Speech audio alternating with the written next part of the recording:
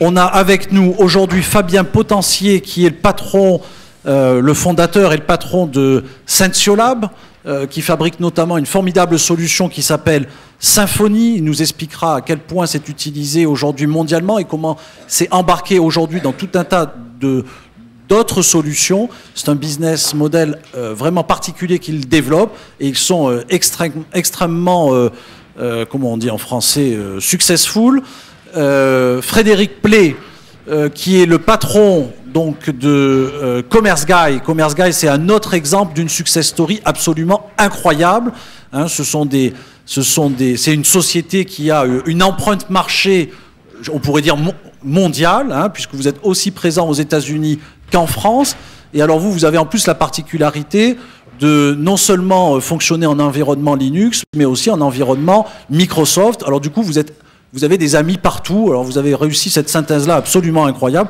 Vous êtes l'un des rares dans le domaine de l'IT à être en mesure de faire ça. Michel Marimaudet, on se connaît bien, Michel. Je peux pas te vous voyer, d'accord? Ça c'est juste impossible. Je vais faire l'effort pour les autres, mais toi je suis obligé de te tutoyer puisque tu es le cofondateur de l'Inagora. Et donc tu nous expliqueras quel est le business model de l'Inagora, dans quelle mesure on peut passer du service à l'édition de logiciels libres et faire ce que chez nous on appelle du free, du vrai logiciel libre. Un autre entrepreneur de talent très international qui connaît très bien les enjeux liés à l'export, j'allais dire Jean-Philippe, mais non, mais Jean-Paul Smets, ça fait juste 35 ans qu'on doit te le faire, celle-là. Jean-Paul, donc vous êtes avec Nexedi et SlapOS, hein, c'est pas tout à fait la même chose, mais notamment donc avec SlapOS, l'un des futurs leaders du cloud open source, et vous avez pareil une empreinte qui dépasse alors très largement la taille en fait de l'entreprise, et avec donc une vue, comme je le disais, très forte sur l'ensemble des marchés internationaux. Pas de bonne conférence sur l'open source sans Microsoft, c'est quand même la société qu'on cite le plus. Hein. Moi, je trouve ça remarquable. Moi, je rêverais d'ailleurs que dans les conférences Microsoft, on parle comme ça de l'Inagora. Hein, il faudrait peut-être donner l'idée à Steve Ballmer. Donc, Microsoft, société qu'on ne présente plus. Et vous, Alfonso, vous êtes le spécialiste, en fait, interopérabilité... un des spécialistes interopérabilité dans cette grande entreprise. Et alors, vous nous parlerez de quelque chose de très particulier, c'est que Microsoft a lancé sa propre start-up dédiée à l'open source. Ça s'appelle Open Technology, Microsoft Open Technology. Donc, vous nous expliquerez pourquoi, en fait, Microsoft s'investit autant dans ce domaine-là, à tel point que vous investissez donc même à l'intérieur de ce domaine. Et puis pour terminer, finalement, le petit jeune de la bande, le petit nouveau de la bande, mais pas des moindres, puisqu'il s'agit de Patrick Stark, qui est alors pas le fondateur, mais le dirigeant de CloudWatt, qui est l'un des deux grands projets français qu'on nomme souvent de cloud souverain, hein, dans lequel donc, vous avez l'État comme co-actionnaire auprès de vos deux autres actionnaires industriels. Et alors vous, CloudWatt, si vous êtes là, c'est parce que vous êtes sponsor? Non, pas du tout. Si vous êtes là, c'est parce que vous êtes au niveau des opérateurs, de ces nouveaux opérateurs de service cloud, une entreprise qui avait fait un choix radical, c'est que vous construisez tout avec du logiciel libre. Hein, donc vous nous expliquerez ça. Vous avez en fait une vraie vision technologique. Ce n'est pas en fait qu'un business que vous portez, c'est aussi... c'est une vraie vision stratégique et technologique que vous nous expliquerez. Mais avant ça, si vous en êtes d'accord, messieurs, je voudrais que très rapidement, vous nous redressiez ce que vous faites et puis surtout de connaître en fait votre business model. Puisque l'un des grands enjeux qui est le nôtre dans le domaine de l'open source, c'est naturellement de créer des entreprises prospères, pérennes, qui développent en fait de l'emploi et donc qui fonctionnent et qui se développent. Donc comment on fait pour fonctionner quand on est dans le domaine du logiciel libre? Frédéric, est-ce que vous voulez bien commencer? C'est quoi le business model de Commerce Guy? Bonjour à tous, bonjour Alexandre, merci de cette invitation. Donc, contrairement à ce que son nom laisse à penser, Commerce Guy n'est pas une société américaine, c'est une société française. On a effectivement dans une culture franco-américaine. On est 4 fondateurs et deux d'entre nous sont américains. Aujourd'hui, on est effectivement une société qui est mondiale parce qu'on s'appuie sur une technologie qui l'est elle-même. Nous avons une cinquantaine d'employés. Une majorité sont en France, mais on a plus de 20 personnes aux États-Unis, 5 en Angleterre, et des gens qui sont un petit peu situés aux 4 coins de la planète et qui travaillent pas forcément dans un bureau, mais comme ça se fait de plus en plus dans nos métiers depuis leur domicile. Commerce Guys, on est l'éditeur de Drupal Commerce. Drupal Commerce, c'est une solution d'e-commerce, comme son nom l'indique, qui finalement fait beaucoup plus que de l'e-commerce. Elle permet de monétiser le web. Elle a en fait comme particularité de s'appuyer sur ce qu'on appelle un content management system, donc un système de gestion de contenu qui est Drupal, qui est un des plus populaires dans le monde, et qui a effectivement comme particularité d'être dans ce que Patrice appellerait les logiciels libres, à la fois open source et logiciel libre, puisque en fait on est sur un modèle avec Drupal qui ressemble à l'instar de celui de Linux, qui n'a pas de version communautaire face à une version qui serait une version entreprise. Il y a une seule version de logiciel, une seule communauté derrière qui construit ce logiciel, et donc c'est typiquement une solution d'open source qui s'appuie sur des entreprises, mais qui avant tout s'appuie sur une communauté. Et donc, quand on a, moi j'ai vu avec beaucoup d'intérêt les présentations de ce matin qui disaient de façon assez consistante la même chose.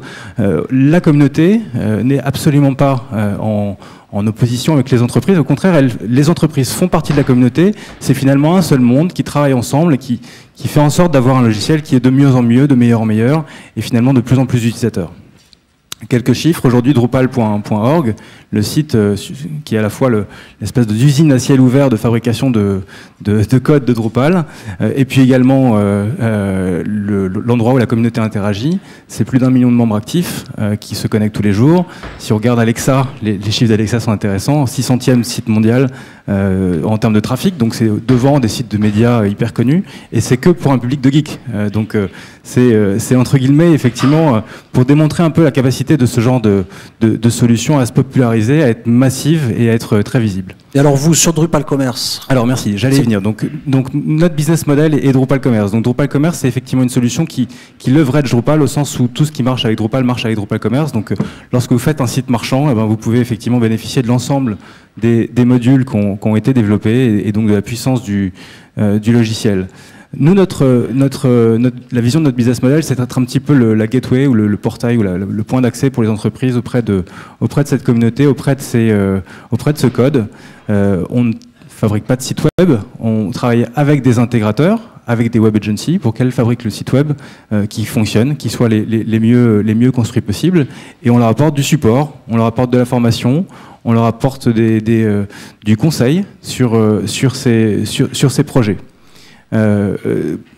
C'est une dimension importante, qui est une dimension assez service en fait dans notre métier. Et ce service est apporté en fait en collaboration étroite avec donc les intégrateurs, les web agencies du marché qui construisent des sites. Pour vous donner quelques chiffres encore, la diffusion va vite sur ces logiciels libres.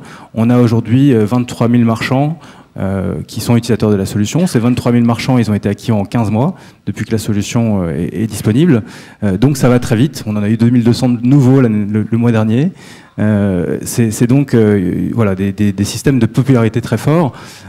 Quelques grands comptes sont utilisateurs également. Je peux citer par exemple Royal Mail, je peux citer Cartier qui fait son site marchand avec Drupal Commerce, Kenzo, la Poste belge, donc la Poste anglaise. Je vous parlais de McDonald's France aussi, qu'on a développé avec les équipes d'Alexandre.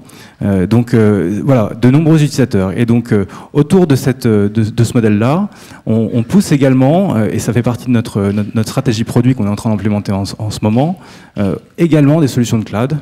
On voit notre métier comme celui de rendre plus facile, plus accessible le développement et le déploiement de sites marchands. Et donc on va accompagner le client du début du processus jusqu'à la fin du processus et jusqu'au run. Et donc on va effectivement permettre de déployer des solutions au-dessus de clouds. Et donc on est agnostique sur les clouds qu'on va choisir. On pourrait tout à fait travailler demain avec CloudWatt ou d'autres. Mais donc une solution de plateforme as a service. Et enfin, parce que je vois qu'il faut que je raccourcisse, une solution aussi de place de marché qui permet aux autres solutions de l'e-commerce, les solutions de paiement, de shipping, etc., d'avoir accès aux marchands de Drupal Commerce. Donc on a, comme la société, comme ses codeurs, aussi un business model innovant dans la mesure où effectivement on a beaucoup de lignes de revenus avec des choses qui sont effectivement assez innovatrices pour un éditeur. Alors Frédéric, il faudra revenir là-dessus, hein, parce que vous êtes en train d'implémenter, si je comprends bien, je ne l'ai pas lu à la virgule près, mais j'avais bien parcouru le livre en fait, d'Henri Verdier, qui sera avec nous cet après-midi, sur l'âge de la multitude. Donc vous êtes vraiment sur une stratégie de type plateforme, hein, c'est ça, hein, vous êtes en train de rendre votre plateforme dans le domaine du e-commerce absolument incontournable, et à partir de là, vous créez, comme vous le disiez, une multiplicité en fait, de lignes de revenus. Voilà. La plateforme elle-même, c'est du vrai logiciel libre.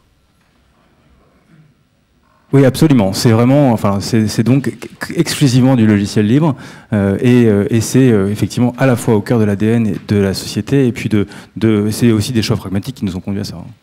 Ok. Votre voisin, Michel Marimaudet, les gens de Commerce Guy créent une plateforme, c'est du free, du vrai logiciel libre. Alors qu'en est-il chez vous à l'Inagora? C'est bizarre, chez nous à l'Inagora. Ah oui, mais bon. Bon, donc aujourd'hui, l'Inagora est un éditeur open source, un éditeur de logiciels libres, j'y reviendrai, hein, puisque c'est deux notions importantes qui ont nécessité à être explicitées aujourd'hui. Mais historiquement, juste un petit point d'historique, on a commencé effectivement sur un modèle de service dans les années 2000, hein, quand on s'est créé. Et donc aujourd'hui, le modèle en fait, de revenus de l'Inagora est autour de trois business lines. Un modèle de service en fait classique, hein, qui est donc par exemple Frédéric parlait de l'intégration de Drupal pour certains clients, donc des projets comme on peut faire aujourd'hui pour McDonald's ou pour certaines entités en fait de l'administration française. Un métier en fait qu'on a lancé en 2003, qui était en fait ce qu'on appelle en fait le support l'OSA, l'Open Source Software Assurance, qui sont en fait les métiers destinés à supporter les grandes organisations dans leur usage stratégique en fait de l'open source. Peut-être qu'on pourra y revenir aussi, qui est un des métiers, à mon avis, phare et qui permettent de sécuriser au long terme l'utilisation de technologies libres dans des systèmes critiques. Et puis enfin donc la partie édition qu'on a lancée maintenant il y a 6 ans, donc en 2007. Avec la particularité qu'effectivement, nos solutions sont, à l'instar de ce que présentait Frédéric, disponibles et développées en fait, sous licence libre, avec un modèle free, donc libre et gratuit, en opposition, et donc je pense que cette journée doit être aussi l'occasion d'expliciter ces notions, donc en opposition en fait, au modèle qui provient plutôt des États-Unis, ce qu'on appelle l'open core ou le premium, qui désigne des solutions dont existe une version communautaire qui va vous apporter 60 à 80% en fait des fonctionnalités, et pour justement les fonctionnalités qui vont intéresser les administrations ou les grandes entreprises, des fonctionnalités d'administration, de clustering, enfin des fonctionnalités avancées, vous devez en fait finalement payer un droit d'usage. Donc, et là en fait on s'écarte complètement de la logique en fait du logiciel libre et de l'open source. Et donc je pense qu'il faut vraiment marteler en fait la différence entre ces deux modèles, une approche free, libre et gratuite, c'est-à-dire où l'ensemble de l'innovation est développée et mise à disposition gratuitement en fait sur Internet, donc elle est librement utilisable, hein, donc on respecte bien la charte et la philosophie du libre, et en particulier sa liberté en fait zéro, versus en fait ce modèle premium. Donc, et la liberté zéro qui est la liberté d'usage. Hein. Exactement. C'est ça. C'est que s'il faut qu'on paye pour utiliser, c'est qu'il y a une liberté qui n'est pas remplie, qui est effectivement cette liberté, cette première liberté. Et on applique ça donc en particulier en fait à notre logiciel phare qui s'appelle OBM, donc qui est une solution de messagerie et de collaboration, qui aujourd'hui en fait a un impact fort en fait dans les administrations, puisque à l'équipe un certain nombre d'administrations centrales, on peut estimer aujourd'hui qu'on a à peu près un peu plus d'1 million en fait d'utilisateurs sur en fait cette solution dans les administrations françaises. Et la particularité donc pour un acteur comme l'Inagora, hein, puisque j'ai dit qu'on était éditeur, hein, donc quelques chiffres peut-être juste avant, hein, donc on est 120 personnes, on fera à peu près de 12 millions de chiffres d'affaires en fait pour l'année 2013. Et donc sur ces 120 personnes, aujourd'hui, nous avons près d'une quarantaine de personnes qui sont à plein temps mobilisées pour développer cette innovation. Donc la question, et je pense que là aussi les États généraux peuvent apporter en fait des réponses, ou en tout cas on doit pouvoir se poser des questions là-dessus, c'est comment on finance finalement cette innovation, comment on finance en fait tout le temps qui est mobilisé à la construction de cette innovation, sachant que, encore une fois, comme je l'ai dit en introduction, cette innovation, elle est donc librement en fait disponible sur Internet. Donc, alors justement, voilà. Le business model. Donc sur juste un petit mot avant sur donc ça mobilise cette partie innovation, c'est à peu près un peu plus de 2 millions aujourd'hui de masse salariale qui est consacrée. Donc comment on fait pour le financer? Il y a plusieurs vecteurs. Je voulais peut-être signaler en fait que nous sommes, en fait, puisqu'on en a parlé un tout petit peu ce matin, donc grand utilisateur en fait du crédit d'impôt recherche. Donc on est relativement satisfait déjà que le nouveau gouvernement l'a prolongé ce dispositif, puisqu'on l'a vu, c'est un bon moyen quand même pour aider les petites et moyennes entreprises que nous sommes en fait à pérenniser en fait ces investissements en fait en termes de recherche et de développement. On a pu bénéficier l'an dernier aussi des investissements d'avenir au travers de deux grands programmes en fait que nous avons en mode collaboratif avec d'autres entreprises et en fait certain nombre de labos de recherche publique développés de façon à financer finalement la suite de nos roadmaps en fait logiciels. Donc là aussi, je pense que c'est intéressant et important de le signaler. Le gouvernement, et c'est un point positif, a prolongé au travers du plan là, pour le développement des technologies de rupture ces développements et ces investissements. Il y a une nouvelle vague annoncée de type investissement d'avenir et en particulier, qui doivent avoir bientôt lieu. D'ailleurs, on aura la numéro 2 de la DG6 ce soir, qui viendra certainement nous en parler. Oui, voilà. Et donc, donc ça sera, je pense, puis en plus les thèmes sont ceux qu'on a abordés ce matin, donc c'est les formats ouverts, c'est le cloud computing. Et donc effectivement, face à ces enjeux, il est extrêmement important en fait que le gouvernement continue ses investissements auprès le business model. De la société. Sur le business model. Donc aujourd'hui, comment on gagne de l'argent en fait avec OBM? Alors on a essayé, historiquement on était basé en fait sur des modèles de services, en particulier en fait le support en fait de nos solutions. Ça reste aujourd'hui une des grandes voies en fait de financement et de valorisation en fait de nos produits. Et on a fait évoluer l'an dernier notre licence sur notre produit OBM. On est passé en fait sous licence Affero. Et on s'est inspiré en fait du modèle en fait ERP5 que peut-être certains d'entre vous connaissent, qui est tout simplement OpenERP, excusez-moi, c'est Jean-Paul. Donc OpenERP qui est basé en fait tout simplement sur la monétarisation de la marque. On l'a rappelé ce matin, donc je pense que pour faire l'innovation libre, on n'a pas besoin en fait du brevet d'auteur. Il y a la notion de copyright en fait et le droit de la marque en fait qui peuvent s'appliquer.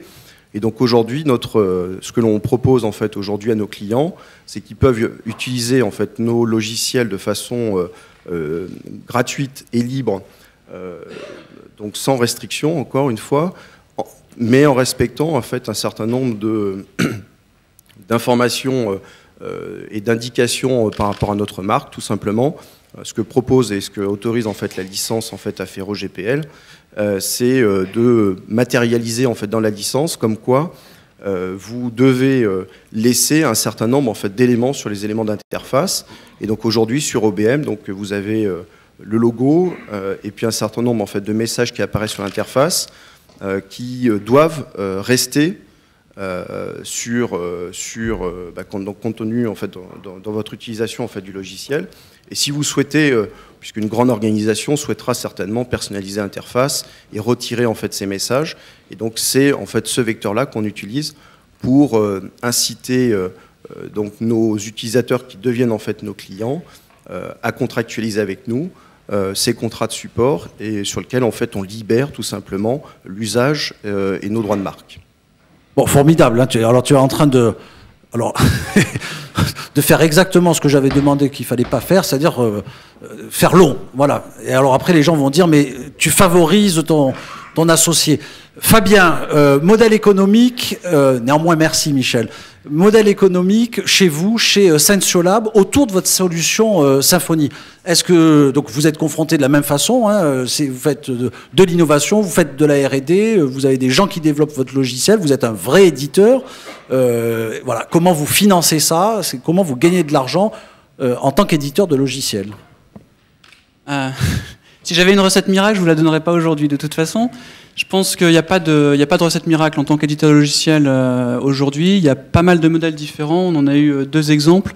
Le nôtre est probablement encore un peu différent. Peut-être avant, je vais présenter, parce que je suis pas persuadé que tout le monde connaît Sentiolab et encore moins ou encore plus, je sais pas, Symfony. Sentiolab, c'est une société que j'ai créée il y a une 15aine d'années, donc c'est assez vieux, sur un business pas du tout d'édition de logiciels, mais de prestation de services. Donc on vient vraiment du monde de la prestation de services, et à l'époque, on était déjà utilisateur des solutions open source, qu'on a essayé d'évangéliser chez les grands comptes, chez les startups à l'époque. Et puis, à un moment donné, on a essayé d'industrialiser le monde du développement web sur une technologie donc, qui s'appelle PHP, qui est un langage dont c'est le langage utilisé par Commerce Guys, Drupal, par OBM aussi, ou pas? Oh, bah OBM, il doit y avoir 18 langages différents donc, dedans. Il y a forcément PHP à l'intérieur. Il y a forcément un bout de PHP. Et donc, durant cette évangélisation des grandes entreprises, on s'est aperçu qu'il fallait pérenniser les solutions qui étaient développées avec ces logiciels open source. Et on a décidé de créer en fait une technologie qui s'appelle Symfony, qui permet d'améliorer la qualité des développements sur des projets de type web. Et c'est posé une question assez vite, c'est qu'est-ce qu'on en fait de ce logiciel Symfony? Est-ce qu'on le vend? Est-ce qu'on le donne gratuitement? C'est un avantage compétitif par rapport à nos concurrents, ou est-ce qu'on le met en open source? On s'est posé la question à peu près 14 secondes. On a décidé de le mettre en open source et aujourd'hui on ne le regrette pas. Donc on l'a mis en open source en 2005.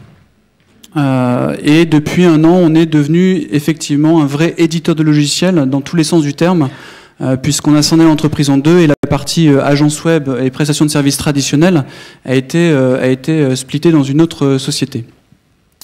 Donc en tant que sur le business model lui-même, je vais essayer de faire court. Juste pour bien comprendre, c'est quoi aujourd'hui la part de marché de Symfony? Où est-ce qu'on retrouve du Symfony? Alors, Symfony, c'est utilisé aujourd'hui dans plus de 200 pays dans le monde. Si je donne quelques chiffres par rapport à Drupal, donc on est plus petit que Drupal, parce que Drupal c'est vraiment monstrueux, on va dire. Mais c'est plus de 200 pays, c'est 500 000 visiteurs uniques par mois sur le site. C'est des milliers, des dizaines de milliers de développeurs et d'applications qui sont développées. On a une originalité, c'est qu'on essaye vraiment de standardiser les développements dans le monde PHP. PHP, pour ceux qui ne connaissent pas, qui ne sont pas techniques, c'est 66% du web fait avec ce langage. Donc c'est quelque chose qui est assez énorme. On essaie de standardiser en fait les développements de qualité dans le monde du PHP, et on essaye, dans cette standardisation, de s'insérer dans d'autres logiciels open source. Donc c'est un peu ça notre spécificité, c'est qu'on essaye de collaborer avec d'autres projets open source, de travailler avec eux sur leurs solutions. Donc typiquement, quand on parle de Commerce Guys dans leur solution de commerce, qui est basée sur Drupal, qui lui-même, dans sa prochaine version, sera basé sur Symfony. Donc l'idée, en fait, c'est d'avoir une empreinte la plus large possible et d'avoir un nombre d'utilisateurs de la solution Symfony la plus large possible dans le monde. Donc le succès de Drupal, ça sera aussi votre succès? Et inversement, j'espère. Oui, bien sûr. Mais vous êtes aussi présent dans Zend? Non, ça c'est le concurrent. Non, ça c'est le concurrent. Dans Easy Publish? Easy Publish, en fait, on a pas mal de solutions open source aujourd'hui qui s'appuient sur Symfony. On discute avec quasiment tous les gros logiciels aujourd'hui qui font de l'open source. Je peux pas forcément les citer aujourd'hui. Vous êtes en train de devenir l'Eclipse, pour ceux qui connaissent le monde de développement Java et le développement industriel. Vous êtes en train de devenir l'Eclipse du monde PHP, c'est ça un petit peu? Oui, dans un autre domaine, mais en tout cas c'est ce qu'on essaye de faire. On essaye d'apporter le maximum d'innovation et encore une fois d'apporter la qualité dans ce monde-là. Bon, alors comment pour revenir sur le business vie model? Absolument. Donc comme vous l'avez pu le voir, on a deux marques, Sentiolab, Symfony. Symfony, la marque vraiment open source, et ça c'est fondamental pour nous. On est gratuit, on est libre, mais on est open. Et dans le mot open source, le mot open, il est très important pour moi. Open, ça veut dire que on n'est pas les seuls à développer la solution aujourd'hui. Il y a plein de sociétés dans le monde, il y a plein de développeurs qui contribuent à notre solution. Sur la prochaine version qui sort dans quelques semaines, c'est plus de 600 personnes qui ont contribué directement à la solution. On a plusieurs centaines de personnes qui contribuent à la documentation aussi, de façon régulière. Donc ça, c'est quelque chose qui est très important, qui ne fait pas partie du business model, mais qui, à un moment donné, c'est sur tous ces gens-là qu'on peut s'appuyer pour notre business model. Et à qui appartient la propriété intellectuelle, alors, dans ce cas-là? La propriété intellectuelle, elle est inaliénable. Donc chaque personne qui contribue du code garde la propriété intellectuelle. Vous ne demandez pas de reverser les droits. Il n'y a pas de contributor license agreement comme on peut avoir très largement aux États-Unis, mais ça c'est un débat qu'on pourra avoir après parce que c'est quelque chose qui est assez long et on est très différent des Américains sur le sujet. Mais on a aussi une licence qui est très très ouverte. On est sous licence MIT, ce qui veut dire que contrairement aux licences GPL qui sont les types de licences que j'ai à ma gauche, la licence MIT elle est complètement libre dans tous les sens du terme, ce qui veut dire que à part la marque qui nous appartient, tout le reste est entièrement libre, vous pouvez en faire ce que vous voulez, vous pouvez le modifier, vous n'êtes pas obligé de reverser. Ça c'est quelque chose qui est aussi assez important dans la philosophie. Et je pense que dans la notion de logiciel open source, il y a aussi cette notion de partage avec les autres. Peut-être une petite anecdote si tu me permets pendant une minute. Il y a quelques années, j'ai été invité en Inde pour pouvoir faire une formation à titre gracieux et j'ai rencontré des gens formidables là-bas qui venaient un peu partout dans le monde, des Indiens mais aussi des gens qui venaient d'Afrique, notamment d'Afrique du Sud. Et ces gens-là utilisaient Symfony et utilisent toujours Symfony pour développer des solutions pour aider des associations locales, et ils utilisent ces solutions parce qu'elles sont gratuites, parce qu'elles sont abordables, parce qu'on peut avoir accès au code source, donc on peut comprendre comment elles fonctionnent, donc on peut apprendre avec ces solutions-là, et parce qu'on peut aussi avoir de la documentation qui est entièrement gratuite. Donc ça, c'est quelque chose qui est important aussi. Malgré ça, on a une entreprise. Et oui, voilà, donc parce que moi, j'ai toujours pas compris comment vous gagnez de l'argent. Donc ça, c'est la partie Symfony open source. On a une entreprise commerciale qui s'appelle Sensiolabs, et on fait bien la différence entre les deux. Comme tout éditeur de logiciels, on a bien évidemment une ligne de service, donc tout ce qui est formation, accompagnement, expertise, conseil. Mais comme toute prestation de service intellectuel, on est obligé d'être assez proche du client. Donc c'est pas un business qu'on est capable de répliquer facilement et rapidement au niveau mondial. Donc aujourd'hui, on a une présence en France. On a une présence en Angleterre, on a une présence en Allemagne, on a une présence aux États-Unis via un réseau de franchise en fait. Donc on a fait ce choix de faire le réseau de franchise pour pouvoir aller plus vite. Donc on a créé une franchise en Allemagne il y a un peu moins d'un an. Ils sont déjà plus de 20 personnes. On a fait la même chose en Angleterre il y a moins de 6 mois. Ils sont plus de 10 personnes aujourd'hui. Donc ça nous permet de répliquer ce modèle de service plus rapidement que si nous on devait s'implanter directement dans le pays. On peut le faire parce que la solution est connue mondialement, elle est déjà utilisée dans ces pays, il y a déjà des acteurs majeurs dans ces pays, donc en fait, on fait juste une alliance avec des acteurs locaux qui utilisent déjà la solution. Et les franchises, pour avoir le droit d'être les franchises officielles Symfony, payent une redevance à la mère Sensiolabs, c'est ça? Exactement. Donc la franchise, elle est bien sur Sensiolabs et pas sur Symfony. Subtil, mais très important. Ça, c'est la première partie. On a une deuxième partie qui est une offre de produits. Donc là encore, pour pouvoir atteindre le plus grand monde possible et pour être international dès le départ, on est en train de développer une offre de produits. Ça va du cloud jusqu'à des applications que vous pouvez installer sur votre poste de travail. Donc c'est quelque chose, une offre très très large qu'on commercialise soit en direct, en mode SaaS, soit via des partenaires et via des partenariats stratégiques. Et ça c'est, j'ai envie de dire, le troisième étage de la fusée.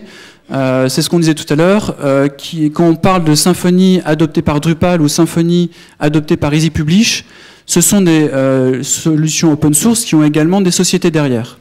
Acquia pour Drupal, ou Commerce Guide pour la solution e-commerce, Easy System pour Easy Publish. Et l'idée, c'est qu'on on est en train de développer des partenariats stratégiques avec ces gens-là pour pouvoir embarquer nos solutions, que ce soit prestation de services ou produits, dans leurs solutions.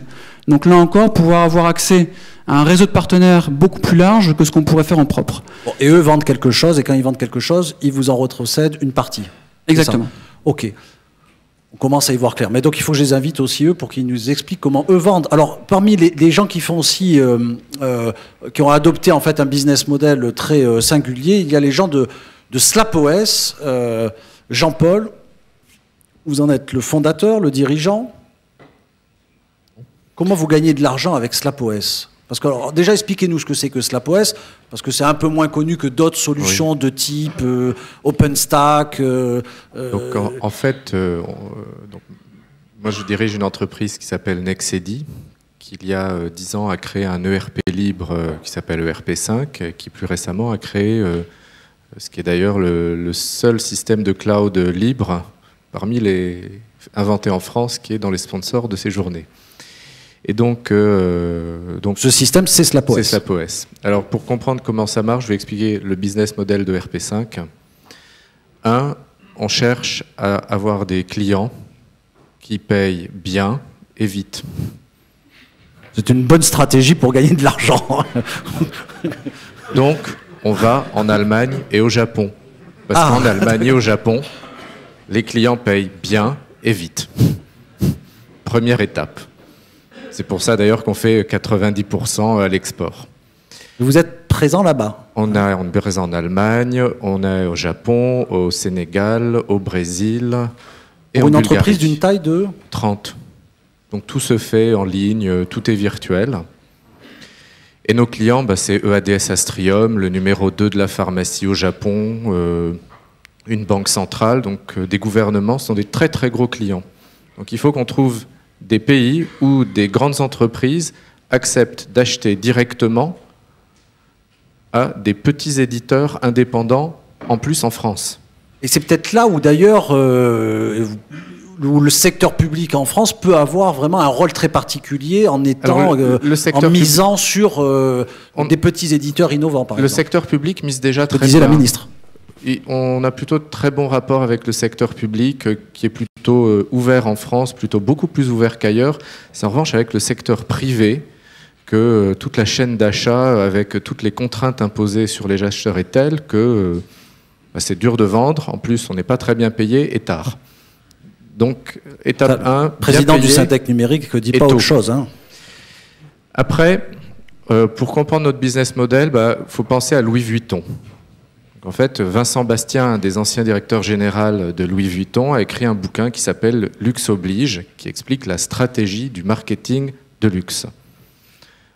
Si vos clients vous demandent quelque chose qui ne correspond pas à l'identité de votre produit, envoyez-les paître. Par exemple, on ne va pas allonger l'arrière d'une BMW série 5 pour avoir plus de place à l'arrière, parce que même si c'est plus confortable, ça casserait la ligne. C'est pour ça que BMW a toujours refusé de mettre un petit peu plus de place à l'arrière de la série 5. Et ensuite, on va cependant très très bien s'adapter aux besoins du client en ayant une compétence accumulée sur une décennie et des équipes finalement avec un turnover très faible.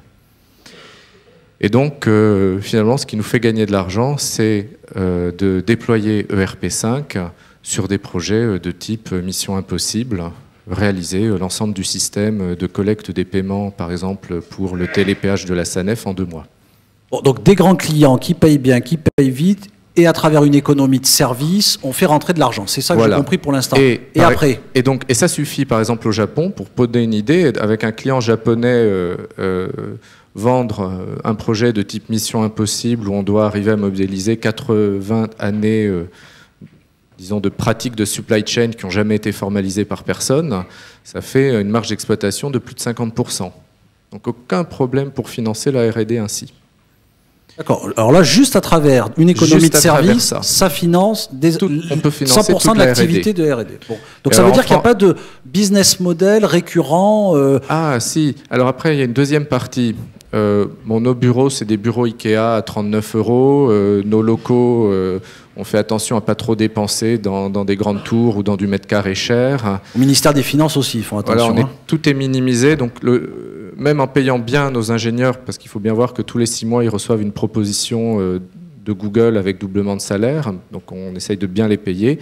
Mais on coûte quand même beaucoup moins cher que le coût analytique d'un ingénieur dans une grande entreprise.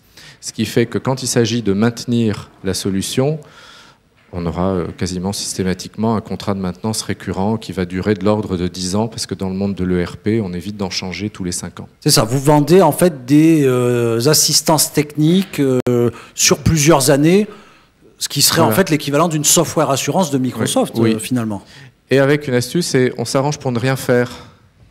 Parce qu'on a une technique c'est ce que je disais, voilà, de maintenance préventive, c'est-à-dire plutôt que de corriger les problèmes quand ils arrivent, on essaie de les imaginer avant. On écrit des tests automatiques qui simulent le problème qui n'est pas arrivé et ensuite on résout la solution du problème qui n'est jamais arrivé. Et on vérifie que cette solution fonctionne. Et grâce à ça, on fait de la prévention, donc il n'y a jamais de problème. Il n'y a pas un risque à le divulguer, ça? Demain, il y a un nouveau grand client qui va venir voir Nexedi, qui va dire moi, je vous ai entendu aux états généraux de l'open source, vous me vendez un truc alors que ça vous coûte rien à le produire. Pourquoi je vous achèterai votre support à ce prix-là? Notre client japonais a essayé de le faire, par exemple, pendant une année. Donc, il a essayé de se débrouiller tout seul. Et on lui a pourtant expliqué qu'il faut faire des tests unitaires, éviter la non-régression. On lui a tout enseigné, mais il ne l'a pas mis en œuvre. Donc, il est revenu vers nous. C'est ça, c'est que si on sait même soi-même changer son filtre à voiture, mettre de l'huile, etc., on préfère quand même amener la voiture au garage et on est sûr que ça sera plutôt bien fait. C'est ça l'idée. C'est ça l'idée. Ok. Et donc il y a une autre partie, donc comme dans le luxe, vous savez, il y a la Fondation Cartier, la Fondation Vuitton, donc nous ça s'appelle One Student, One ERP, donc on offre un ERP à tous les étudiants qui le veulent, et cette année on enseigne ERP5 à 1500 étudiants dans 36 universités, avec en plus un système d'intelligence artificielle pour automatiser le travail des professeurs. C'est très dur de corriger 1500 copies. Bon, ça, on fera d'autres états généraux là-dessus, parce que ça m'a l'air très compliqué.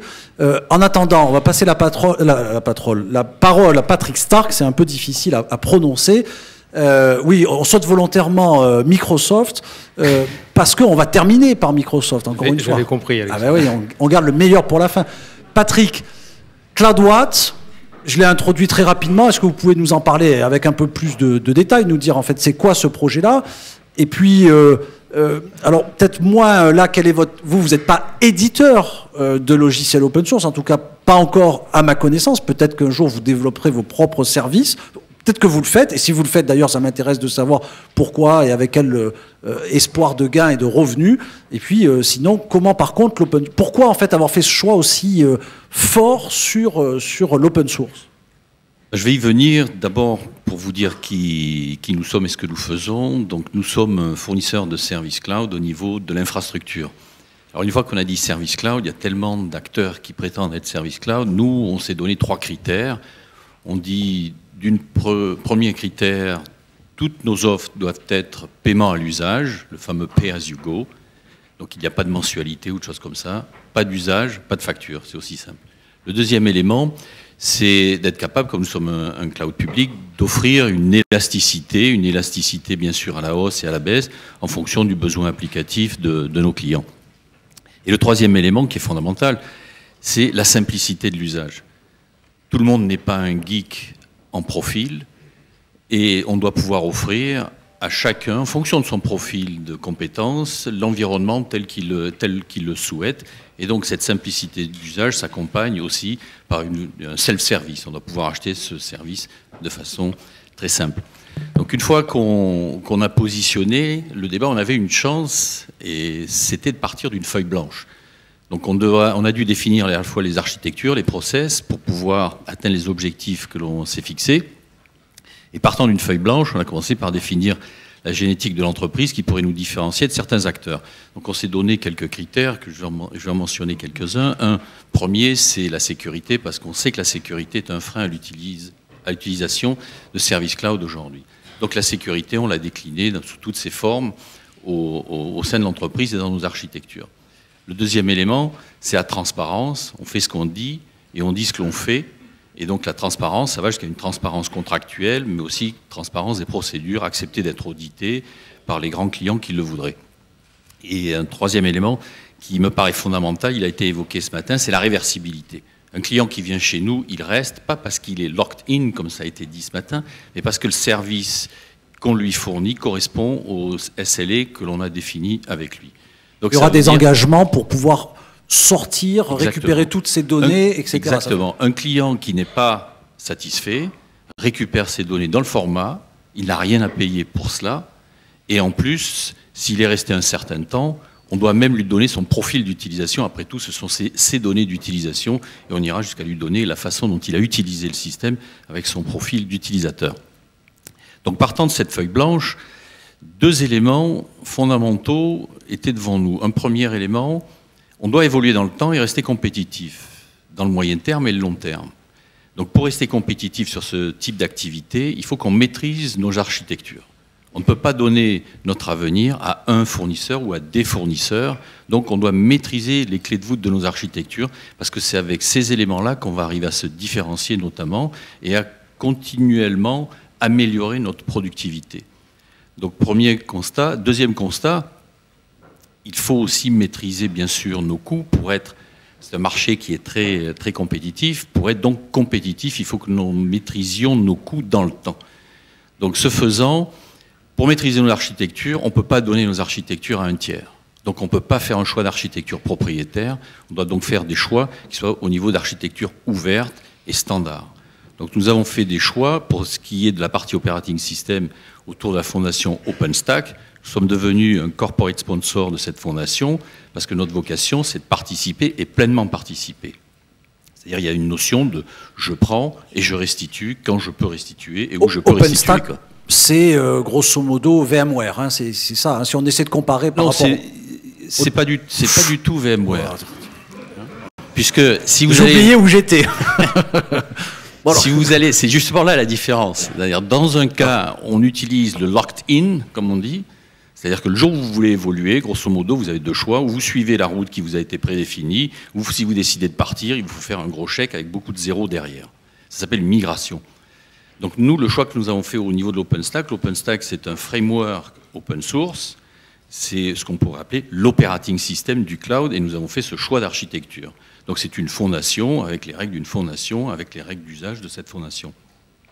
Deuxième élément, pour notre propre système d'information, on a besoin bien sûr de solutions. Donc nous avons fait, partout il y avait une solution mature en open source, nous avons fait un choix Sugar CRM, nous avons fait un choix pour la partie e-commerce de PrestaShop, pour la partie de billing de JBilling, et ainsi de suite, partout où nous pouvions le faire. Mais c'est pas par dogme, c'est pas par philosophie, c'est par souci de souveraineté dans nos décisions d'architecture, de maîtrise de notre roadmap et par un souci d'économie. Parce que quand je suis dans ce type d'environnement, forcément, je partage la R&D, je partage tout ce qui tourne autour de la maintenance et je partage tout ce qui tourne autour de l'intégration. Là, vous êtes en position finalement de concevoir un nouveau système d'information. Et ce que vous dites, c'est que dans le cadre de la construction de ce nouveau système d'information, c'était absolument évident qu'il fallait partir sur ces briques technologiques libres. Absolument. Compte tenu des critères que j'ai évoqués tout à l'heure, nous sommes sur une activité qui est hautement compétitive. Je ne peux pas dépendre de tiers pour tout ce qui concerne l'évolutivité de mon système. Donc je dois être maître de mon roadmap et maître de mes architectures. Bon, on est un peu pressé par le temps, je n'ai pas fait des introductions complètes, et je ne vais pas le faire avec chacun, mais Patrick, est-ce que vous pourriez juste nous dire rapidement par quelle société vous êtes passé? Parce que, effectivement, pour qu'on soit sûr que vous ne soyez pas... Parce qu'on entend ça, mais d'habitude, moi, ça fait maintenant 13 ans que je suis dans le marché, on l'entend beaucoup d'entrepreneurs du logiciel libre, on l'a entendu d'activistes du logiciel libre.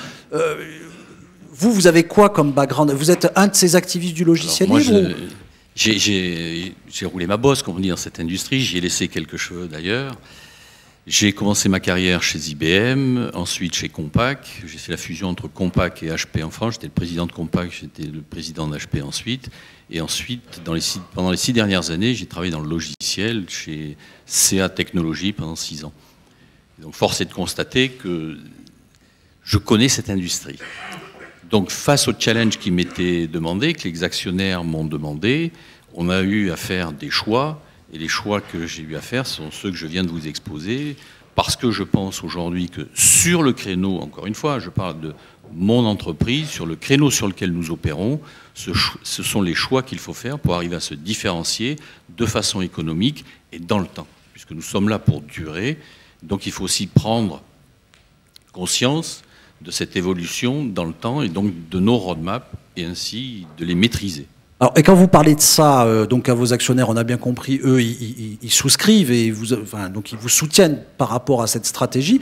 Quand vous en parlez à vos grands clients, si vous en avez déjà, ou des grands prospects, quelles sont les réactions? Vous savez, on suscite un intérêt très grand pour 2 raisons. On l'a vu tout à l'heure, on parle d'une grande entreprise. La problématique d'une grande entreprise n'est pas celle d'une PME, on le sait très bien. Une grande entreprise, elle a un legacy applicatif, donc un historique applicatif qu'elle doit faire évoluer. Et toutes ont des réflexions autour du cloud privé. Donc, ce que j'échange avec ces entreprises, c'est notre expérience. Nous avons eu la chance de pouvoir créer un environnement de cloud en partant d'une architecture nouvelle, telle qu'on peut la concevoir quand on n'a aucun historique à faire perdurer. Donc les échanges qu'on a avec eux, c'est sur ce thème-là. Vous allez créer, ou vous êtes en train de songer à créer un cloud privé, ensuite pour vous mettre dans un environnement de type cloud hybride pour aller faire du support, ce qu'on appelle du burst, aller chercher de la puissance à l'extérieur pour certaines de vos applications. Donc ne vous privez pas d'une remise en cause de certains choix architecturaux que vous avez faits dans le passé. Ne faites pas perdurer, lorsque vous passez à un cloud privé, une technologie que vous avez choisie il y a déjà 5, 6 ou 7 ans. Offrez-vous au moins cette réflexion et regardez quel choix vous feriez aujourd'hui dans une perspective 2013 et au-delà. Très bien. Merci. Alfonso Castro, alors, bon, Microsoft, que fait Microsoft en fait dans ce domaine? Pourquoi d'abord vous êtes là avec nous sur ces états généraux? Je pense que ça peut être intéressant que vous y répondiez, puisque je pense que certains se posent en fait peuvent se poser la question. Et c'est quoi la réalité aujourd'hui de l'open source pour Microsoft? Et puis, troisième sujet, qu'est-ce que vous faites avec cette start-up, donc Microsoft Open Technology? Et puis je vais parler du business model aussi, il n'y a pas de raison. Ah ben, parlez-nous aussi de votre business model. Le modèle à licence, on le connaît bien celui-là. Hein. Oui, non, celui-là je ne vais pas trop vous le présenter, je pense que vous le connaissez. Certains diront trop. Hein. Mais tout ça est en train de pas mal évoluer du fait du cloud et en particulier, je vais commencer par ça, tiens, la différence des autres. Notre modèle, il intègre toujours les licences et puis il intègre aujourd'hui les équipements, la fameuse surface et aussi les services web, un peu comme CloudWatt si vous voulez, sur différents axes. Je ne vais pas trop rentrer dans le détail là. Mais rapidement, les fameux IaaS, PaaS, SaaS, pour les non-spécialistes. IaaS, c'est vous allez acheter en ligne en fait un serveur. En fait, c'est un service. Au lieu d'acheter un serveur physique, vous allez pouvoir acheter un serveur. Windows ou Linux, chez nous, vous pouvez. L'étage du dessus, c'est comme ça qu'on les place en général. Il s'adresse plutôt aux développeurs. Oui, c'est ça. Votre système, il permet de faire fonctionner naturellement votre plateforme, mais aussi les plateformes ouvertes. C'est ça, hein, Linux. Alors, rapidement, donc je voulais pas aller dans le détail, mais merci quand même pour la perche. Il y a 4 distributions Linux qui font partie de notre catalogue, je vais qualifier d'officiel, on va dire, mais vous allez voir que ça ne s'arrête pas là. Donc ce sont SUSE, OpenSUSE, CentOS, qui est la version communautaire de Red Hat, et puis la 4e qui est Ubuntu. Ça, vous le trouvez dans ce que l'on appelle une galerie. Donc, quand vous allez sur Windows Azure, c'est de ça qu'il s'agit. Eh bien, vous allez pouvoir choisir la distribution Linux qui vous intéresse parmi celles-là. Évidemment, il y a des machines Windows à côté, inutile de le préciser. Si vous souhaitez télécharger dans l'autre sens, vers le cloud, votre propre distribution Linux, vous pouvez le faire également. Et on va venir rapidement à parler d'Open Technologies dans une seconde, puisqu'ils ont pas mal travaillé là-dessus. Mais de manière native, déjà, vous pouvez utiliser n'importe quelle distribution Linux et la faire tourner dans cet environnement-là. L'étage du dessus, donc, le passe rapidement pour les développeurs. Vous avez envie de créer un site web, vous avez envie d'utiliser des technologies .NET, évidemment, c'est tout à fait disponible. Mais vous voulez faire du PHP, vous voulez faire du Drupal, c'est donc un ensemble de PHP, du WordPress, vous voulez encore plus loin, enfin, etc. Vous avez tout un tas de technologies open source, savamment testé par nous et par rapport auquel on vous garantit le fait que ça va bien fonctionner. Vous le faites également cet étage-là. Ils sont dans le nuage Microsoft, hein, ce que Exactement. Vous appelez Azure, c'est voilà. Ça. Hein, et le dernier étage de cette fusée, c'est ce qu'on appelle le SaaS, Software as a Service. Et là, vous allez pouvoir, par exemple, utiliser Office, c'est ce qu'on appelle Office 365, en mode cloud. Donc vous allez dans le cloud et vous avez les fonctionnalités de Word, PowerPoint, Outlook, etc., qu'on connaît bien. Voilà rapidement pour cette... Et là, le business model, on paye à l'usage, hein, c'est le principe. Oui, exactement. Voilà. Là, on va rentrer dans des modèles qui sont similaires à ce qu'on a pu discuter précédemment. Maintenant que j'ai parlé du business model, je voudrais juste revenir sur un point et par rapport à cette convention. D'abord, on est ravis d'être là. Comme on est ravis, et vous me connaissez bien et pas mal de gens dans la salle me connaissent, comme on est ravis d'être souvent dans les manifestations open source, parce qu'on va venir en général clarifier ce que l'on fait. Et merci là encore pour vos questions. Ce que l'on fait par rapport à l'open source. Le vieux débat d'il y a une dizaine d'années, qui était plus qu'un débat, c'était un peu plus tendu que ça, et auquel on a tous contribué, nous également, est largement terminé. Et on est aujourd'hui dans une collaboration qui est absolument quotidienne, que ce soit avec des communautés open source, que ce soit avec des sociétés open source, plus ou moins commerciales en fonction des business models que l'on vient de balayer là, y compris certaines extrêmement commerciales, que ce soit avec des donneurs d'ordre, avec des clients qui font de l'open source, mais également en le mixant avec des technologies Microsoft. C'est vraiment dans notre quotidien, et je reviendrai tout à l'heure peut-être, sauf si vous voulez que je continue. Mais ce qu'on peut dire, ce qui est tout à fait juste, c'est que au niveau des grands éditeurs propriétaires, et on en compte quelques-uns au Syntec numérique, celui qui participe régulièrement à nos échanges, c'est Microsoft. Hein. Alors il y en a d'autres qui freinent, n'ont pas très envie que ces sujets-là soient des sujets d'actualité, voire même peut-être qu'il n'y ait pas forcément d'états généraux sur ces sujets, etc. Bon, non seulement vous n'avez pas peur d'en parler, vous n'avez pas peur en fait du débat, ce qu'on peut tout à fait vous reconnaître. Alors je voulais pas revenir là, mais ils vont croire qu'on a répété. En fait, quand même. Oui, non, ça commence à me gêner. Hein. Désolé. Je ne connais pas cet homme. Ce que je voulais souligner, c'est que il me grille là. Pas mal de gens ne le savent probablement pas. C'est pour ça qu'il est là. C'est que Microsoft fait partie donc du comité open source du Syntec depuis maintenant bientôt 3 ans, si ma mémoire est bonne. Et ça pourrait vous surprendre, mais j'allais dire que c'est pas tellement houleux. En fait, c'est jamais houleux. On a des discussions que, en tout cas, nous, on trouve extrêmement constructives. On n'est pas toujours d'accord, ça c'est clair, mais on a toujours des débats extrêmement constructifs.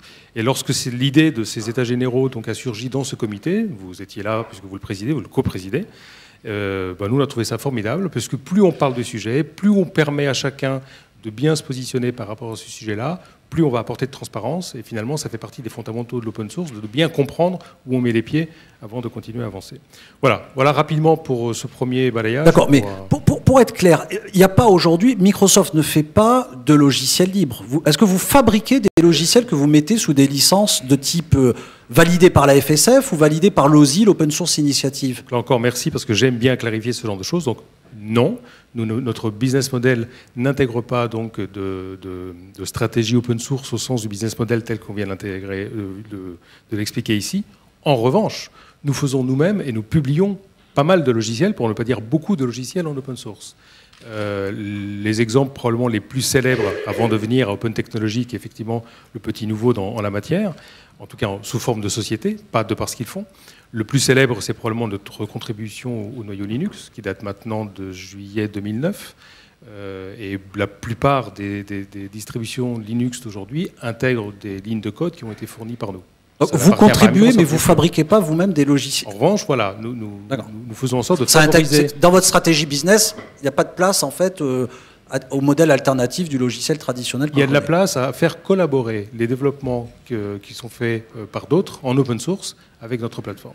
Et c'est le cas d'Open Technology, mais on y reviendra tout à l'heure, j'imagine. Ça marche.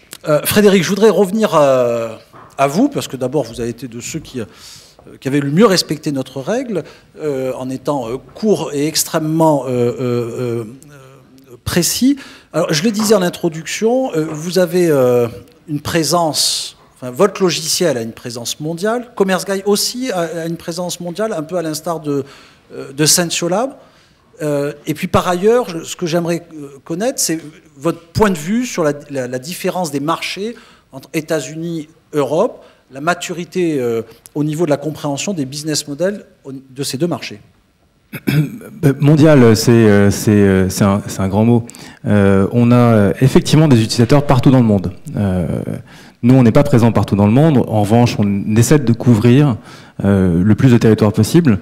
On a fait le choix d'être très vite en Europe un peu partout et très vite aux États-Unis un peu partout. On est beaucoup moins présent en Asie, dans le Pacifique par exemple, même si on a des utilisateurs, notamment une vraie communauté en Australie, en Australie notamment.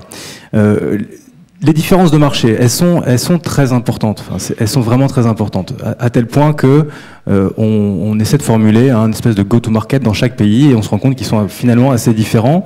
Je vais peut-être simplement présenter une différence qui me paraît fondamentale, c'est notamment l'approche par rapport à la relation avec les intégrateurs. Ce qu'on constate en France, c'est que beaucoup des clients s'appuient énormément sur leurs intégrateurs, à la fois dans le choix de la technologie, et à la fois dans l'implémentation, avec une espèce de sentiment de finalement déléguer en mieux contrôlant, avec une espèce d'idée sous-jacente qui est, bon, bah, vous choisissez la techno et puis après, vous délivrez et vous committez sur un chiffre et vous le délivrez dans ce prix-là et ça doit passer quoi qu'il en soit parce que finalement, vous avez fait cette recommandation et donc vous l'assumez. Quelque part, il y a un peu ce jeu-là qu'on constate beaucoup en France et c'est assez regrettable et c'est assez singulier aussi. Je ne sais pas s'il y aura d'autres témoignages qui diront la même chose que moi ou pas, mais ça c'est un point que j'ai trouvé, que je trouve vraiment très particulier. C'est pas le cas aux États-Unis. Aux États-Unis, d'abord, ce qu'on constate, c'est que beaucoup des marchands ont leur propre équipe de développement. Donc il y a la compétence technologique est beaucoup plus in-house et beaucoup moins déléguée. Elle est vraiment considérée comme critique pour le succès de l'entreprise. Donc elle est beaucoup plus in-house et le choix finalement est assez bien assumé par les DSI qui se disent finalement je fais le choix de la techno et ensuite je vais me faire accompagner par des experts. Et ça c'est un point que je trouve assez différent dans l'approche des deux marchés qu'on peut constater nous sur le choix des technos dans l'e-commerce. Oui, c'est ça. Ce que vous dites, c'est que dans la chaîne de valeur, si tous les acteurs ne jouent pas le jeu, puisque vos logiciels sont libres, ils sont librement disponibles, on peut se passer de vous en tant qu'éditeur et fabricant original de la solution. Et là, il y a un risque par rapport à ça. C'est bien ça ? C'est pas tant ça. C'est surtout, je crois, le fait que le marchand ou l'utilisateur final en France va à la fois beaucoup s'appuyer. Il y a un jeu qui est un petit peu malsain en fait entre le client et le demandeur et puis et l'intégrateur sur le marché français dans le sens où effectivement à la fois on donne l'impression de s'appuyer beaucoup sur l'intégrateur et en même temps on exige énormément de lui et dans une logique où en fait la prise de risque se fait quasiment chez l'intégrateur et pas chez le client. C'est pas le mindset aux États-Unis. Aux États-Unis, le mindset, il est effectivement d'assumer ses choix technologiques et d'aller quelque part beaucoup plus loin dans les responsabilités. Jean-Paul, je vois que vous hochez la tête. Relation éditeur-logiciel.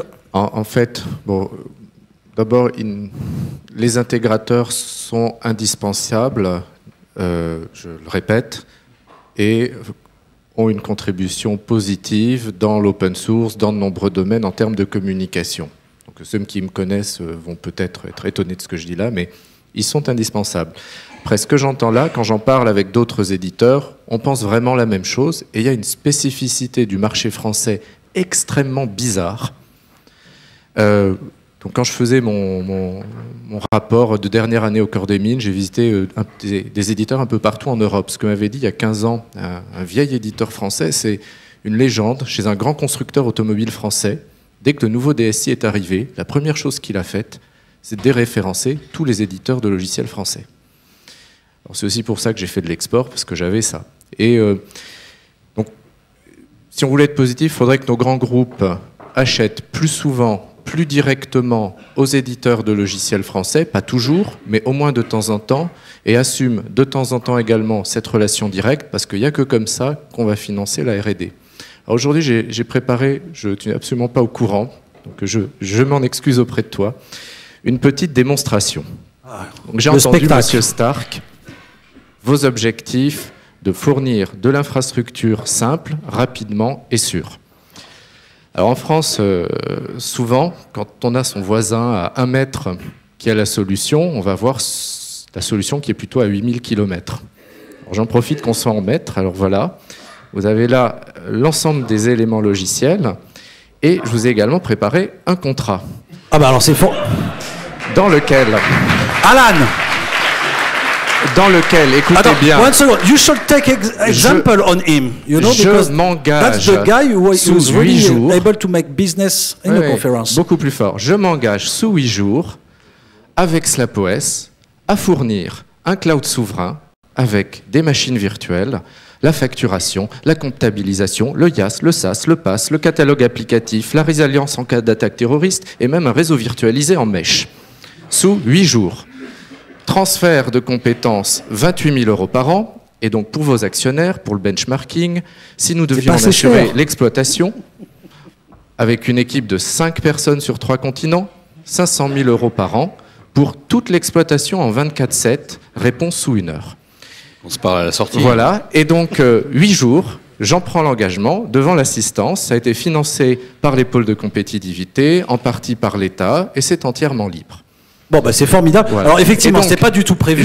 Pourquoi j'en fais cette démonstration? Laisse-moi juste expliquer que par ailleurs, dans le cadre de ces états généraux, si on peut poursuivre aussi ces objectifs-là, mettre en relation, faire naître en fait de nouveaux écosystèmes de croissance, développer les partenariats, c'est aussi parmi les missions du Syntec numérique, et je suis persuadé que mon président sera ravi en fait d'afficher au titre des actions du Syntec numérique ce type en fait de résultats.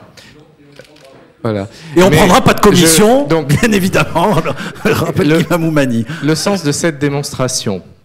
En fait, ça fait plusieurs années que je connais les équipes de Thales et qui nous connaissent. Et ça est en fait plus simple de vendre à un constructeur automobile japonais SlapOS que de voir en fait SlapOS rentrer dans Thales et remonter à CloudWatt. Et ça, on ne comprend pas. C'est plus simple finalement d'exporter, c'est plus d'avoir des contacts directs que de finalement vendre à 1 mètre de chez soi. Et je crois que là, il y a quelque chose de très important de renforcer cette relation entre les grands comptes et les PME françaises du logiciel pour qu'on puisse non pas devoir exporter pour se développer et ensuite vendre en France, mais plutôt bénéficier comme les entreprises chinoises, américaines, allemandes, japonaises d'un marché national fort et ensuite avoir les moyens d'exporter partout dans le monde. On est exactement dans le thème de ces états généraux et ce qu'on cherchait à évoquer. Donc merci Jean-Paul.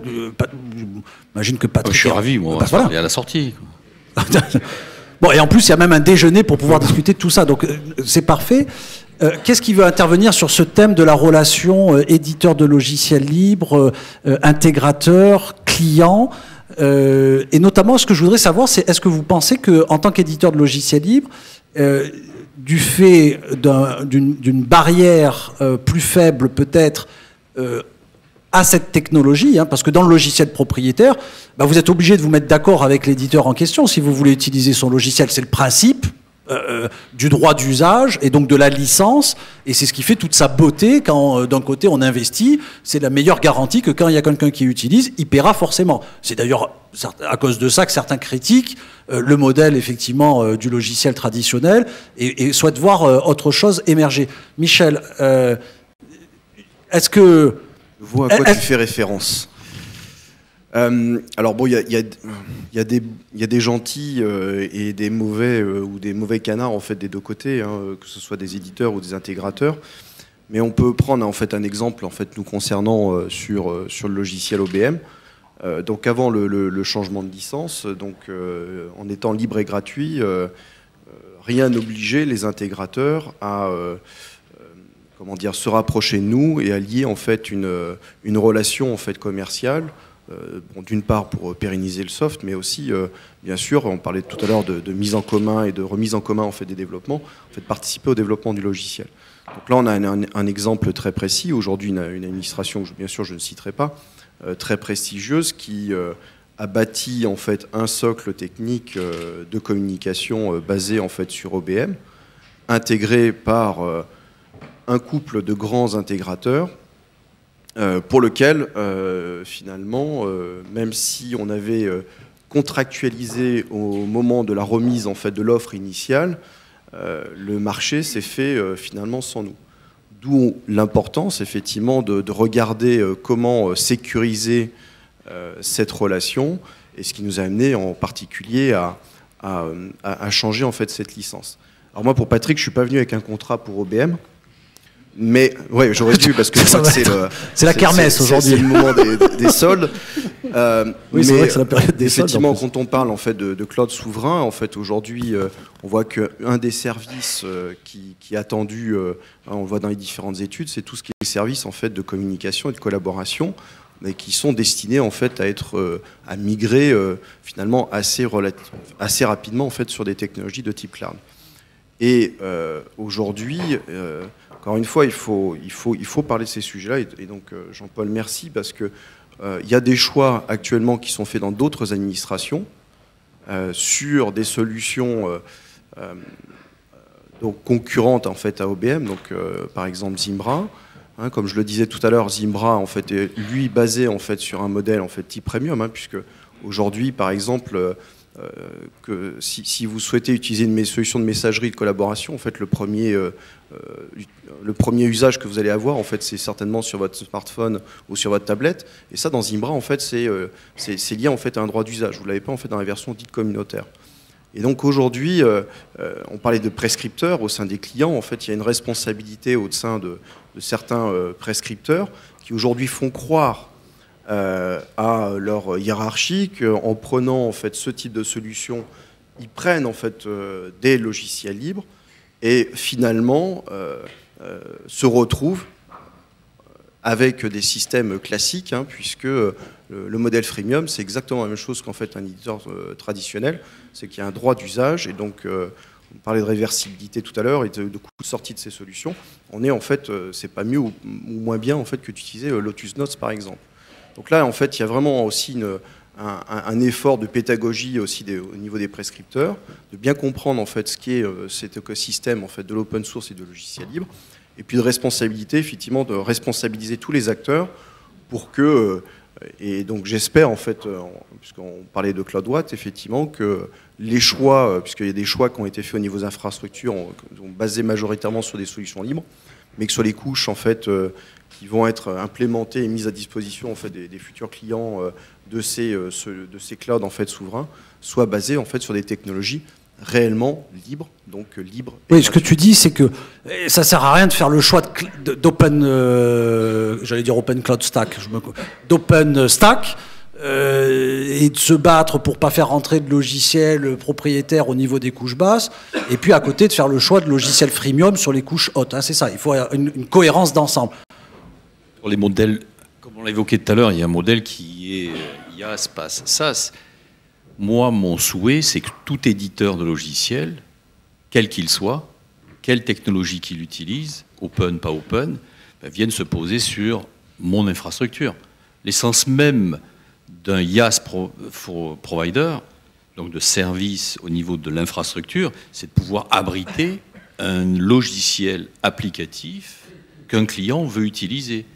Donc moi, je suis potentiellement ravi qu'avec tous ces messieurs, on puisse voir comment leur logiciel et leur plateforme puissent venir tourner sur la plateforme IaaS avec les garanties de sécurité, de disponibilité qu'on peut leur offrir. Il y a une logique qui est tout à fait. Donc, il y a un combat sur la partie IaaS, mais pas forcément sur les autres couches. C'est ce que j'entends. Exactement. Demain, Microsoft vient me trouver pour me dire nous voudrions abriter Open 365 sur votre plateforme. Je leur dis bienvenue. Que moi, je fasse des choix sur mes infrastructures pour fournir mes services avec les caractéristiques que j'ai exposées tout à l'heure, au niveau de la sécurité, de la réversibilité, de la transparence, c'est des choix que j'ai expliqués. Maintenant qu'un éditeur de logiciel, qu'il le fasse en mode propriétaire, qu'il le fasse en mode open, il a besoin d'une infrastructure. Mon objectif, c'est que tout éditeur puisse venir déposer son logiciel sur notre infrastructure chez CloudWatt, avec les services qu'on peut lui offrir, qui lui garantiront un niveau de sécurité, un SLA, une disponibilité sur le territoire français pour abriter les données, pour être conforme à certaines réglementations locales, etc. Ok. Je pense qu'on est dans le cœur du débat professionnel. Il peut y avoir beaucoup de débats autour de l'open source. Là, on est en train de parler effectivement de business model, de génération de valeur et de clients.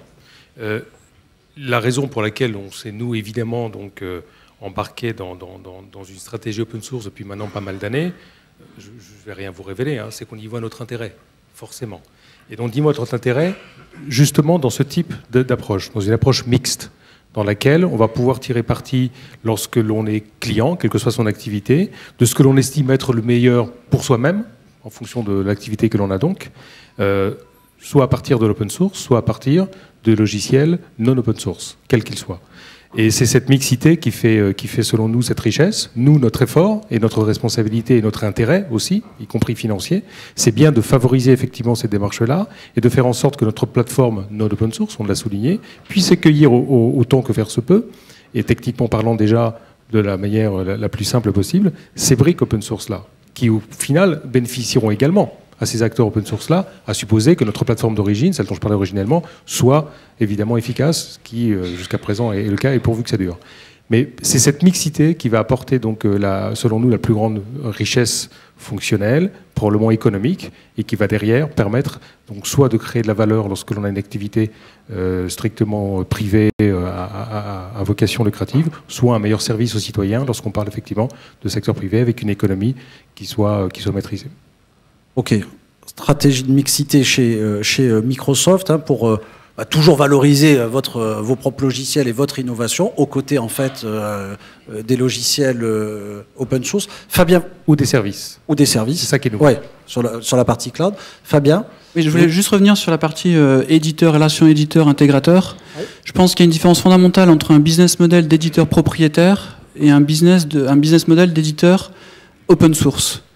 La différence fondamentale, en tout cas pour moi, c'est que l'avantage de l'open source, c'est sa distribution, qui peut être beaucoup plus importante, beaucoup plus rapidement qu'un logiciel propriétaire. Donc moi, qui ai un intégrateur qui intègre Symfony pour un site web, quel qu'il soit, gros ou petit, qu'il ne passe pas par moi, ne me gêne pas. Ça ne me gêne pas parce que c'est un site web en plus dans le monde qui utilise ma technologie. Ça veut dire qu'il y a des gens qui vont travailler dessus, ça veut dire des gens qui vont se former dessus, qui potentiellement vont pouvoir apprécier la technologie, en parler et la disséminer un peu plus encore. Voilà, ça c'est la diffusion en fait, de l'innovation. Voilà. C'est-à-dire que l'open source c'est un formidable facteur. Si vous n'aviez pas été open, je serais pas là aujourd'hui. Voilà, exactement. Il n'y aurait pas eu ce succès au niveau de Symfony. C'est ce que vous dites. Oui, en fait, et la diffusion permet après de jouer sur la loi des grands nombres. C'est-à-dire de pouvoir, plutôt que de dire je vais essayer de vendre à 1, 2, 3 entreprises. Aujourd'hui, j'ai des dizaines de milliers d'entreprises qui utilisent le logiciel et sur lesquelles je vais pouvoir travailler. Et si je fais la preuve que j'ai une vraie valeur ajoutée, je vais pouvoir vendre mes solutions. Ça, c'est intégralement la stratégie des éditeurs freemium, hein, c'est-à-dire que avec le modèle central open source de leur solution, de diffuser en fait au maximum, et puis après de se dire bon ben voilà ceux qui auront besoin de fonctions particulières et avancées, on essaiera de monétariser. Hein, c'est un terme traditionnel. Il y aurait Miguel, le patron non pas Miguel Di Casa, le patron en fait de Bonita Soft, Miguel Valdés. S'il était avec nous, il n'a pas pu, hein, il aurait dû être avec nous, il n'a pas pu au dernier moment.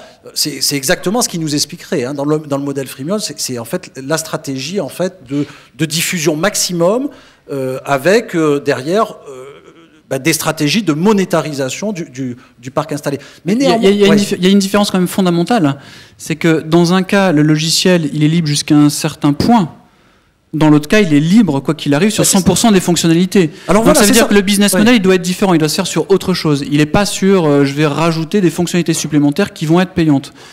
Oui, c'est ce qu'on entend en fait. Il y a des stratégies en fait de valorisation de votre innovation parce que vous êtes des éditeurs de logiciels libres, parce que vous faites vraiment du logiciel libre. Néanmoins, vous souhaitez valoriser votre logiciel, vous vous considérez tous comme des éditeurs, et donc il y a cette nécessité d'aller chercher des business models complémentaires. Ils ont gardé tous les micros là-bas entre Microsoft et CloudWatt. Oui, il y a aussi une autre chose, c'est qu'à partir du moment où on est sur du logiciel open source gratuit avec une vraie communauté qui contribue. Quand on dit une communauté, c'est pas des geeks boutonneux de 18 ans, c'est des entreprises qui au jour le jour utilisent les solutions et qui, pour des besoins de leurs clients, vont contribuer des améliorations. C'est la même chose chez Drupal, chez Commerce Guys, c'est exactement le même fonctionnement. Vous imaginez bien que si on avait une version premium, avec des fonctionnalités premium, la communauté aurait vite fait de répliquer les mêmes fonctionnalités, probablement en mieux et gratuit. Donc, par définition et par essence même d'un logiciel, comme on peut l'appeler, vraiment open source, vraiment gratuit, on ne peut pas avoir un business freemium. Mais vous pour sauter là-dessus, si tu permets Alexandre, simplement une petite remarque. En fait, c'est pour ça que, c'est la différence fondamentale, c'est que je viens d'expliquer Fabien, je ne peux pas être plus d'accord entre un éditeur qui est complètement aligné avec sa communauté. C'est-à-dire que, en gros, la communauté va complètement trouver son intérêt parce que elle va contribuer sans arrière-pensée, elle va finalement se dévouer au succès du logiciel parce qu'elle va considérer que son intérêt est respecté. Et si elle considère que finalement elle travaille pour le bénéfice capitalistique de l'éditeur exclusivement et qu'à la fin elle se fait un petit peu rouler, on a à terme des risques de conflit entre l'éditeur et la communauté.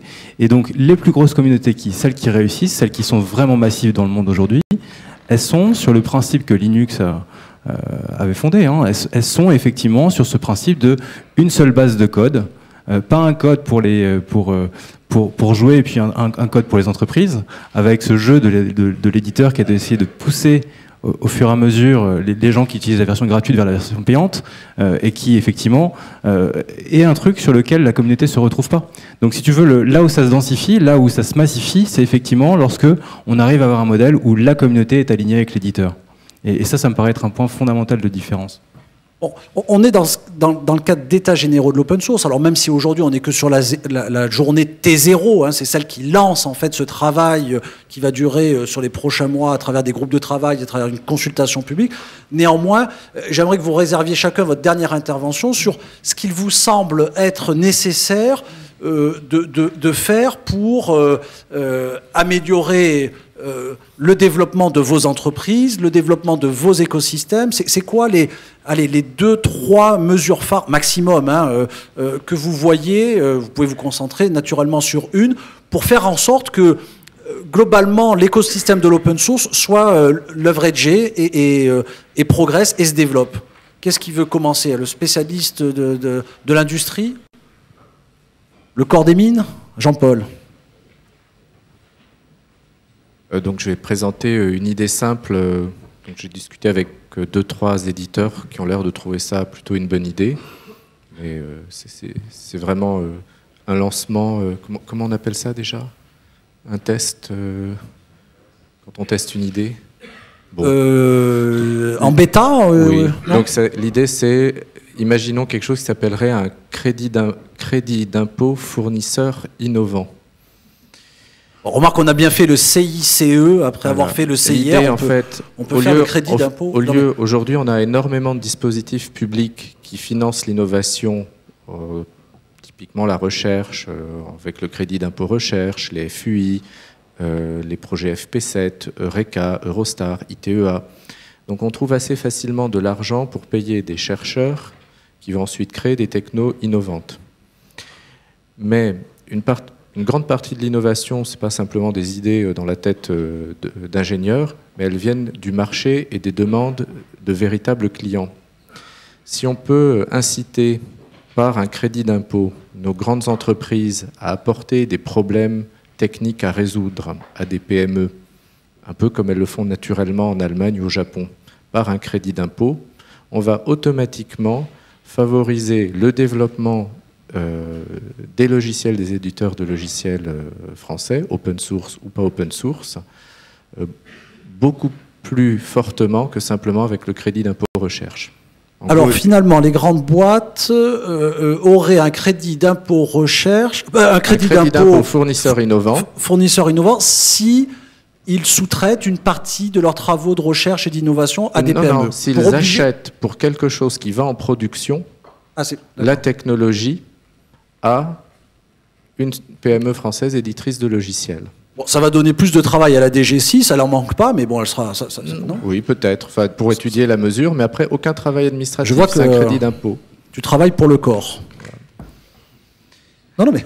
Donc ça se rapproche d'idées d'ailleurs du rapport gallois qui vont exactement dans ce sens, qui recommande que pour le développement des PME innovantes françaises, il ne suffit pas de donner de l'argent pour qu'on produise de la R&D, il faut aussi qu'elle se renforce à travers le marché. Aujourd'hui, nous, on est obligé d'exporter, mais si on a, comme au Japon ou en Allemagne, des grands groupes qui achètent fréquemment en prenant des risques, en assumant ce risque, c'est pour ça que j'aimais en assumant ce risque, vous disiez tout à l'heure, l'achat de nouveaux logiciels innovants, on va booster, mais à très grande vitesse, notre écosystème. Allez, une première mesure, en tout cas très concrète. Oui. Moi, j'ai une idée à proposer, pardon. Une idée à proposer, en fait, je pense qu'un des enjeux, c'est effectivement il y a beaucoup de demandes dans le logiciel libre. Il y a finalement peu de gens qui sont capables d'apporter des réponses, et on a un énorme enjeu sur la formation, on a un énorme enjeu sur le fait de changer l'image aussi un petit peu décalée qu'on peut avoir dans notre métier. Un informaticien, dans l'esprit du grand public, ça reste quelqu'un de boutonneux derrière son écran, et ça c'est un vrai problème. Et moi, ce que je souhaiterais, ce que je propose, pour changer ça, c'est de faire des bourses pour les jeunes étudiants, même jeunes, 15 ans, 18 ans, pour les envoyer dans les conférences open source qui ont lieu un petit peu partout dans le monde et qui sont extrêmement motivantes. C'est en général des moments où on se rend compte que finalement il y a plein de gens qui viennent, qui partagent leur savoir, qui le font avec beaucoup de talent, qui sont des bons communicants et qui sont effectivement extrêmement différents de l'image qu'on peut avoir du boutonneux derrière l'ordinateur. Et ça, je pense que ça ferait beaucoup de bien à la profession. Ça permettrait aussi de le féminiser, de le rendre plus glamour, plus sexy, plus attirant. Et ça manque énormément.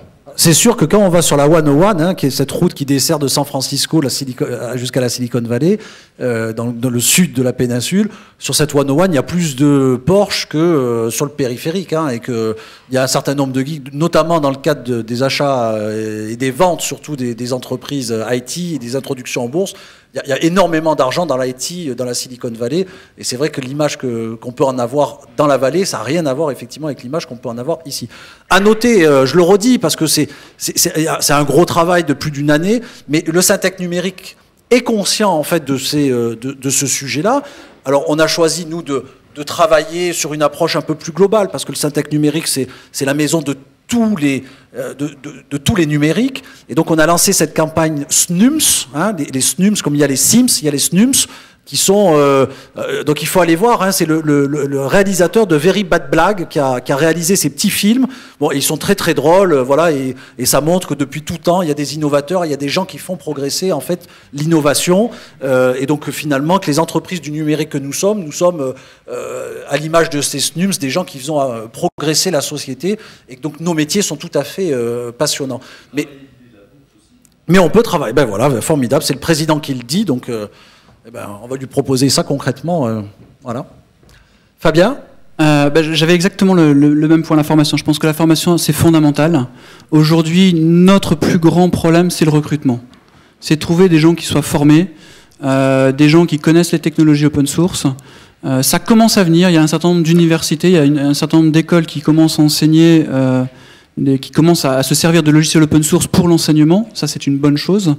Je pense qu'on peut aller beaucoup plus loin que ça. Et puis moi j'ai une deuxième passion, c'est l'entrepreneuriat, et je pense qu'on ne valorise pas assez l'entrepreneuriat en France.